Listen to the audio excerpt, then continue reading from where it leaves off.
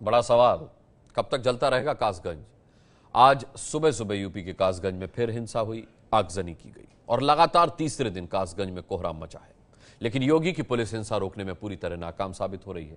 UP के कासगंज में आखिर हुआ क्या है, इससे जुड़ी बड़ी बातें आपको सबसे पहले बताते हैं।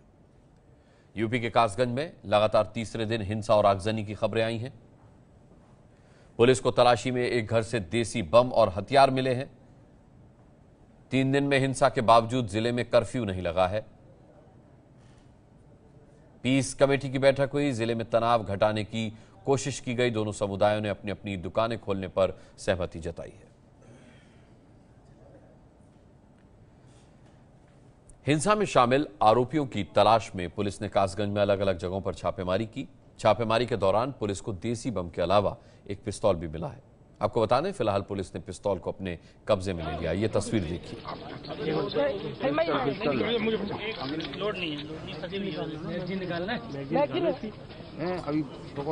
ये साइड में 5 मिनट हो गए। हाँ नहीं, ये तो यहीं से निकलेगी। लोडेड है, सामान रखना।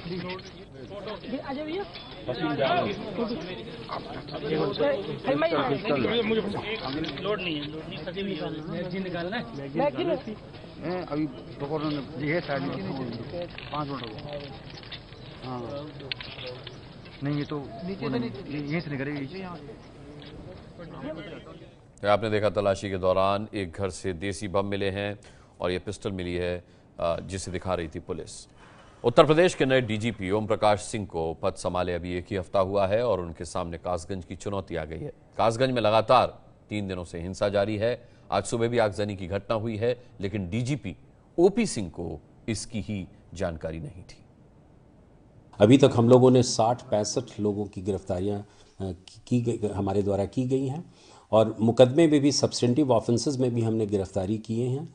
और मुझे पूरा विश्वास है कि पिछले करीब 10 घंटे से कोई घटना नहीं हुई है और आने वाले समय में बिल्कुल स्थिति नियंत्रण में होगी और सभी प्रकार की पूरी सुरक्षा की व्यवस्था, शांति व्यवस्था कायम की जा रही है। डीजीपी ओपी सिंह का यह बयान सुबह 11:15 बजे का है, जबकि एबीपी न्यूज संवाददाता पंकज झा, जो कासगंज में ही मौजूद हैं, ग्राउंड जीरो पर मौजूद हैं, उन्होंने रिपोर्ट दिखाई थी कि आज सुबह 7:30 बजे आगजनी हुई। एक बार फिर से आपको पंकज झा की वो रिपोर्ट दिखाते हैं। ये एक दुकान लगी हुई है किनारे और बाकनेर इलाके में, और किसी ने आकर के आग लगा दी है और यहाँ फायर ब्रिगेड की गाड़ी बुलाई गई है आग बुझाने की कोशिश। और ये देख रहे हैं बगल में जिस तरीके से धू-धू करके जल रहा है ये दुकान, ये ऑटो स्पेयर पार्ट्स की ये दुकान थी। और कल भी देर रात तक ऐसे ही छिटपुट अलग अलग इलाकों में कहीं दुकान, कहीं गाड़ी, कहीं किसी का घर, इस तरीके से जलाए गए हैं। पूरा घना कोहरा छाया हुआ है और इस तरीके से यहाँ पर चारों तरफ से पुलिस की घेराबंदी के बीच में अगर देखें किस तरीके से आग लोग लगाकर चले जा रहे हैं। शहर में अलग अलग तरीके की खबरें भी आ रही हैं, इंटरनेट सेवाएं बंद कर दी गई हैं। कासगंज की तस्वीरें देश नहीं विदेशों तक वीडियो गई हैं कि किस तरीके से धार्मिक स्थलों में आग लगाई जा रही है, दुकान में आग लगाई जा रही है। और ये देखिए कि आग बुझाने की कोशिशें की जा रही हैं, पुलिस की गाड़ियां, और इस तरीके से इतने लोग हैं और कब कोई आता है और इस तरीके से आगजनी करके चला जाता है और ये रहस्य बना हुआ है। और ये आज की शुरुआत ऐसी है, दिन भर क्या होगा कहा नहीं जा सकता है। सब लोग आशंकित हैं। पूरा शहर में एक तरीके से अघोषित कर्फ्यू जैसा माहौल है। 26 जनवरी को तिरंगा यात्रा के बहाने जो बवाल शुरू हुआ, उसकी निशानियां और उसकी कहानियां और उसकी दुख तकलीफें और आगजनी, हिंसा, नफरत, ये सब जगह फैला हुआ है। और ये हालात कुछ अच्छे नहीं हैं और ना अच्छे संकेत अभी तक आए हैं। इतनी फोर्स के बावजूद कोई आता, आग लगा के चला जाता, आखिर ये हो कैसे रहा है। कैमरामैन सीके सिंह के साथ पंकज झा, एबीपी न्यूज, कासगंज। तो बेशक डीजीपी साहब कह रहे हैं कि 10 घंटे से कुछ नहीं हुआ, लेकिन सुबह 7:30 बजे पंकज झा ने दिखाया कि बहुत कुछ अब भी हो रहा है वहां पर। अब कासगंज की हिंसा को देखने के बाद आपके जहन में भी कई सवाल उठे होंगे। एबीपी न्यूज के भी कुछ सवाल हैं, इनके जवाब की हमें तलाश रहेगी। यूपी डीजीपी को कासगंज की पूरी जानकारी नहीं है, क्यों नहीं है? कल की हिंसा के बाद आज फिर हिंसा कैसे हो गई, जबकि पुलिस का कहना था कि वो पूरी तरह से मुस्तैद है। 3 दिनों की हिंसा के बाद भी कर्फ्यू क्यों नहीं लगाया गया? पंकज झा हमारे साथ इस वक्त हमारे संवाददाता जुड़ रहे हैं जो लगातार कासगंज में मौजूद हैं। कासगंज में मौजूद पंकज झा से मैं सबसे पहले ये जानना चाहूंगा, पंकज, क्या ये जो 3 सवाल एबीपी न्यूज ने पूछे हैं इनमें से किसी एक का भी जवाब मिल पाया है?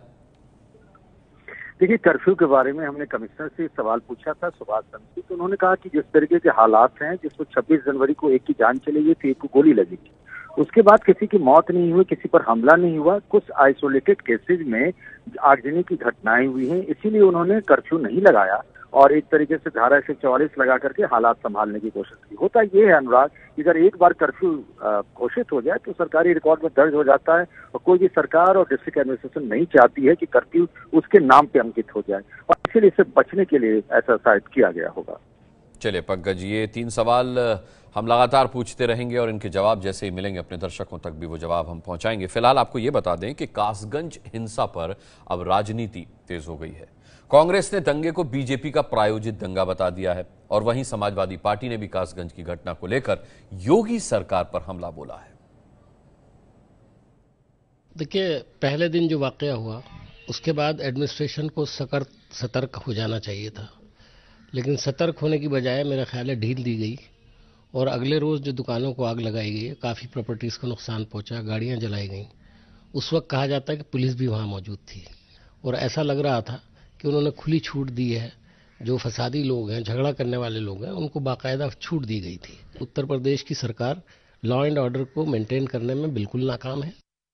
नहीं, देखिए, कासगंज की घटना दुखदाई भी है और हम सभी हिंदुस्तानियों के लिए शर्मसार करने वाली भी है, क्योंकि देश में पहली बार ऐसा हुआ कि गणतंत्र दिवस के दिन ऐसा हुआ हो कि कोई तिरंगा यात्रा नहीं निकाल सकता।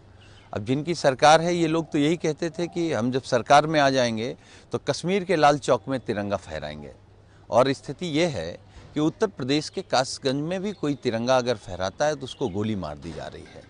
प्रशासन लगातार झूठ बोल रहा है, सरकार लगातार झूठ बोल रही है और ये सांप्रदायिक दंगा है। और इसको मैं तो ये कहूँगा कि आखिर मुख्यमंत्री जी क्यों चुप्पी नहीं तोड़ रहे हैं? उनको चुप्पी तोड़नी चाहिए, लेकिन वो चुप्पी नहीं तोड़ रहे हैं। शायद वो इन सब चीज़ों को और आगे ले जाना चाहते हैं। किसके फ़ायदा हो गया? ये हमारी सरकार है, हमें तो फ़ायदा नहीं हो सकती।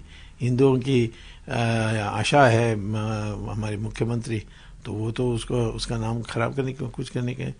कोई कांग्रेस के लोगों ने भड़काया, कोई आतंकवादियों ने भड़काया, क्योंकि मोदी सरकार के साथ आदित्यनाथ भी एक सख्त प्रशासक के रूप में उभर के आए। उससे डर कर कि यूपी में दोबारा 75 लोकसभा सीट जीत जाएंगे, उस डर में ये सारा पैदा कर रहे हैं।